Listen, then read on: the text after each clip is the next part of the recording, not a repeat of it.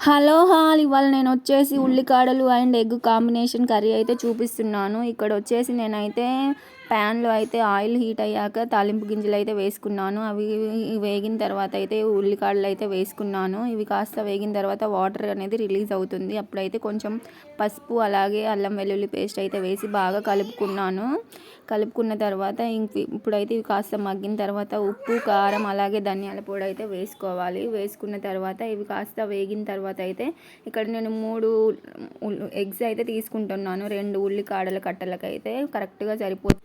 ఇలా బాగా మగ్గిన తర్వాత అయితే ఎగ్స్ అయితే కొట్టిపోసుకోవాలండి. కొట్టిపోసిన వెంటనే కలపకుండా మూత పెట్టి అలా వదిలేయాలి కాసేపు. అప్పుడు మంచిగా కుక్ అవుతుంది ఎగ్స్ అనేవి. ఇక్కడ చూస్తున్నారుగా ఇలా కుక్ అయిన తర్వాత అయితే నిదానంగా కలుపుకోవాలండి. కలుపుకున్న తర్వాత చివరిగా మనం గరం మసాలా అయితే వేసుకోవాలి. వేసుకొని బాగా కలిపి సర్వ్ చేసుకుంటే అంతే, simple and tasty egg spring onions curry అయితే రెడీ అవుతుంది.